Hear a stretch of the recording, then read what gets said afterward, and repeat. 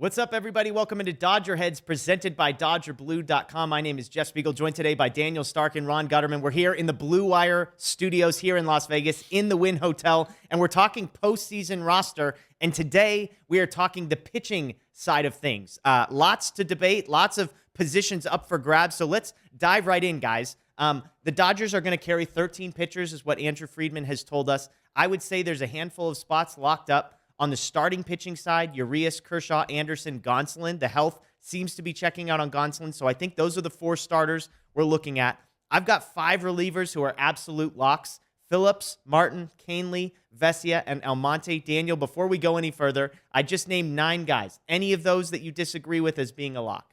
No, they're all locks. The only one would be Gonsolin, like you mentioned, but if he's healthy enough, he's a lock, and as we know, he is. So. Okay. Ron, any of those names you have issue with? No, it's good so far. Okay, so 4 spots remaining, and there are 6 guys that I think are competing for these 4 spots. And look, as a podcast guy, as a baseball fan, what we love is to debate things. I think there is so much to debate in this group. So let me give you the 6 names, because I think they fall into 2 buckets, but I think there's 6 guys competing for 4 spots. I think you've got Dustin May and Blake Treinen, who fall in the if they're healthy bucket, which is a legitimate question. Then you've got Andrew Heaney, Caleb Ferguson, Brusdar Graterol, Craig Kimbrel. If we want to add a 7th name, David Price, just for the sake of it. Apologies to Phil Bickford. He doesn't get included here. But those 5 or 4 are in bucket number 2. So with 4 spots remaining, we've got May, Treinen, Heaney, Ferguson, Graterol, and Kimbrel. So let's start with May and Treinen. Ron, I'll come to you. If these guys are healthy, I think we would all agree they're locks to be on the postseason roster. I'm not asking you to project, but just reading the tea leaves and what you understand, do you have a degree of confidence that May and or Treinen will be healthy and on the postseason roster? Where are you at with those 2? I'm a little more confident in Treinen than Dustin May. Okay. Dustin May, he came back from Tommy John and he looked good for a little bit, and then it very quickly fell off. Yeah. And then he's back on the injured list. So there's a degree of uncertainty there for me that's like, even if he's 100% healthy, we don't know what that even looks like for him, because it's been a while since we've seen him at his true best. So he's the one that I'm a little more uncertain of. But I do agree that if he can show he's 100% healthy, he's a lock to make the roster. But Treinen, I'm just more confident in general. Yeah, I think at this point. Treinen's interesting because he's a vet. Like, it's sort of, they're clearly not too worried about long-term ramifications of his health, even though he is under contract for a couple more seasons. May seems more confident personally in his ability to be ready. He says he's going to be ready. Treinen feels a little more questionable. Daniel, with you, as we're filling out these last 4 spots, are May and Treinen yeses or nos for you right now? I kind of agree with kind of what both you guys just said. I think if they're healthy, I'd want them both on there. I agree with Ron in that if they are healthy and on the roster, I have a lot more confidence in Treinen to produce. With that said, kind of what you said, though, I'm more confident that May's actually gonna be healthy from the comments we've heard from both. May, he's been dealing with a little back issue. He thinks he's 100%. He said the other day he's ready to go. Treinen, it's still kind of a what if. He's tried to come back a couple times. It's a shoulder issue, so that's never great with pitchers. So we'll see. I also agree with what you said about him being a veteran. So if he is healthy, you do trust him. Maybe not in the biggest spots right away, but you do trust him to be on the roster. So I have all the confidence in the world that they're gonna make the decision based on health. Like they're gonna make sure Treinen is 100% healthy, because if he is put on the roster and then like has one outing and gets hurt or whatever, and they have to take him off the roster, then he's done for the next round, and that's what you want to. That's what you want to avoid at all costs. So, like, even if Treinen is not on the NLDS roster, maybe he needs another week or 2 to be ready. That doesn't mean he can't still be on, future rosters. So I think unless Treinen is 100%, they're going to leave him off. But when I was going through and putting my rosters together, I had both those guys on. Okay, so I've got them both as a yes as well. We're doing this right as the season is ending. Ron, do you have May and Treinen both on, or just May?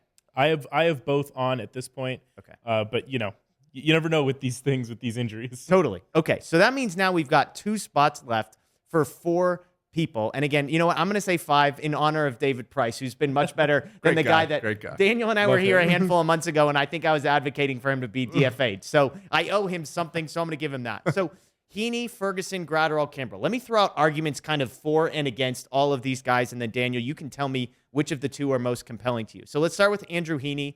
The positive is the strikeouts. He's got 26 strikeouts in his last 15 and 2/3. The locks we have right now, just one left-handed reliever, so Heaney would give you some there. He's also the only guy I think that you would trust if you needed to get 2, 3, or 4 innings. Season ERA 3.10. Those are all the pros for Andrew Heaney. The cons, there's one con: home runs. A lot of home runs. all of the home runs. In 6 of his last 8 appearances, he has allowed at least 1 home run. In some of those appearances, it's been more than 1 home run. His relief appearance on Tuesday, 4 innings pitched, 3 earned runs. So mixed bag with Heaney, but has been striking a lot of guys out, which you want. He's a lefty. He gives you length. Caleb Ferguson, the other lefty on this list. People forget, I think, 1.87 ERA on the season for Caleb Ferguson, more than a strikeout per inning, an unbelievably good home run rate. The downside to him, his last 4 appearances this year, 2 2/3, 7 hits, 4 walks, 2 earned runs, just 2 strikeouts, and a walk rate that isn't very good, which is one of those things. Walk rate and home run rate are the 2 things you cannot have be bad in the postseason. So that's Caleb Ferguson. Third on the list, Brusdar Graterol. Positive. We look at the stuff, the 101 miles an hour stuff. He has been successful. 3.26 ERA on the season is, I would say, reasonably good. Has a great walk rate. We know about the velocity. We know about the movement. The flip side, strikeout rate is really, really bad. I get into a lot of conversations where he gives up a run and people are like, it was just bad luck. Bad defense.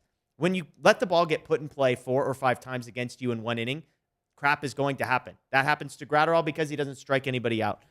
He also has struggled last 4 outings, 4 innings, 7 hits, 3 earned runs, just 3 strikeouts. Last on this list, Craig Kimbrel. David Price. I keep forgetting you. Second to last on this list is Craig Kimbrel.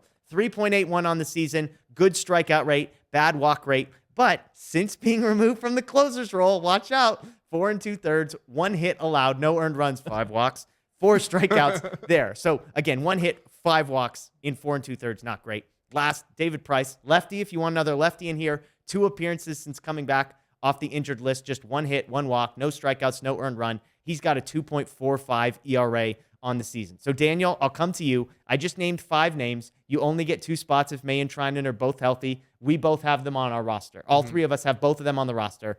Who do you like? Heaney, Ferguson, Graterol, Kimbrel, and Price.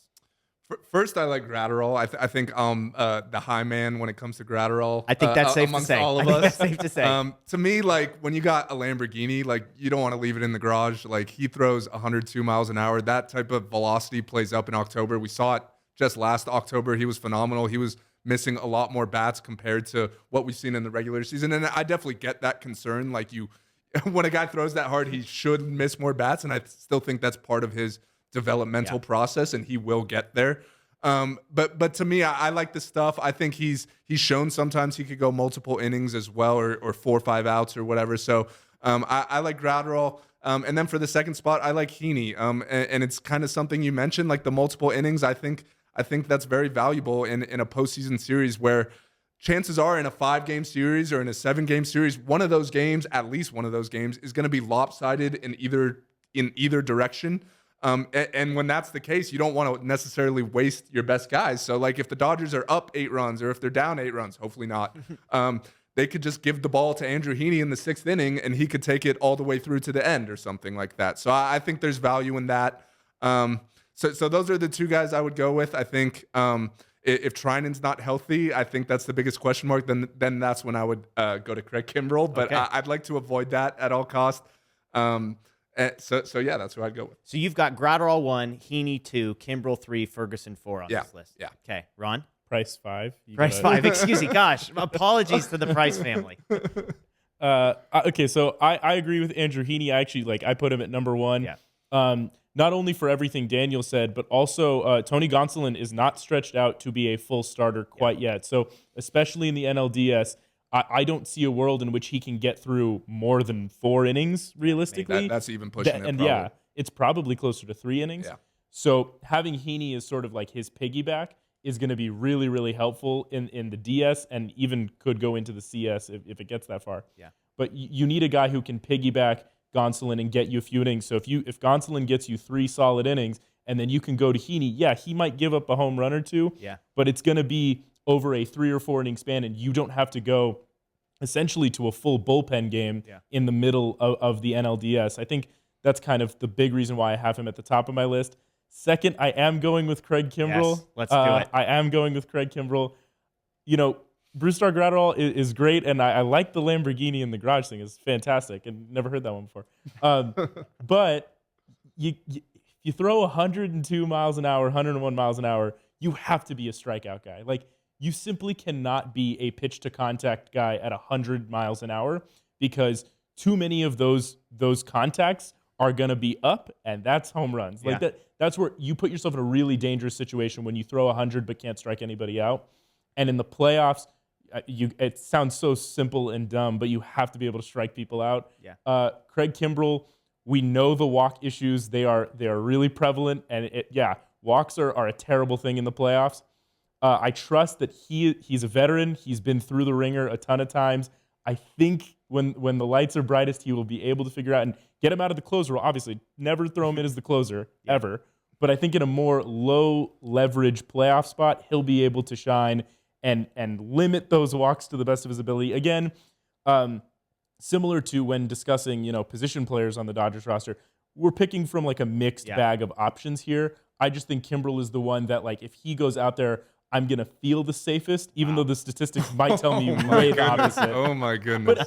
But as opposed to Brusdar Graterol or Caleb Ferguson, who have been solid statistically, like have shown a lot, this season have shown some things, but like Kimbrel is just a veteran that maybe it's name brand, but it's something that you recognize and something that you're hoping that it was just this regular season issue. Yeah. And that's it. Yeah, no, I hear you on that. And look, I was the guy that probably hung on to the Kimbrel piece longer than anybody else. I think I agree with you. I'll say this. I agree with you on Heaney. I think the Gonsolin piece especially, Heaney needs to be on the roster because he's the perfect piggyback to Gonsolin. Gonsolin's a righty. Heaney comes in as a lefty. You get hopefully 6 or 7 innings out of the two of those guys. You feel good.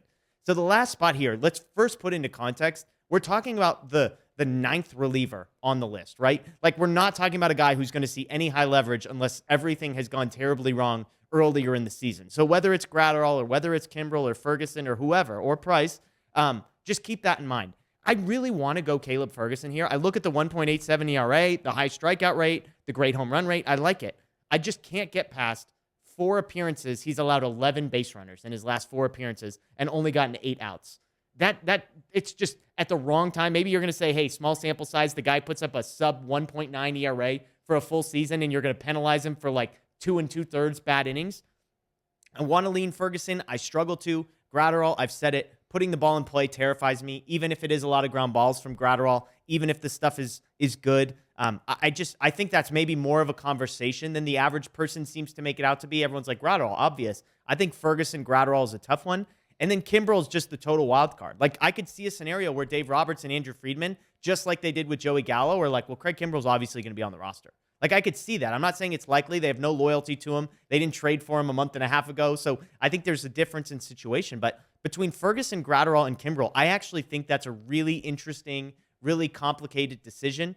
Could it come down to who they face? Maybe the Mets struggle against lefties. So if it's the Mets, does Ferguson get the leg up in that group so they have another lefty in their bullpen? It's possible.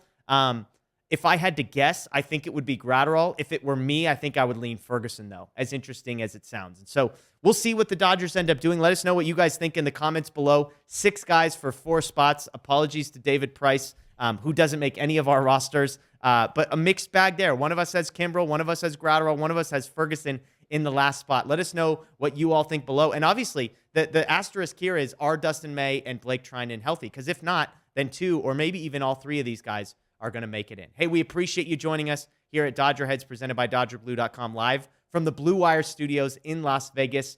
Enjoy gearing up for the postseason run. Make sure you're subscribed. Ring the notification bell here. We're going to have tons of great content in the postseason leading up to it as well. My name is Jeff Spiegel. We appreciate you joining us. Until next time, go Dodgers.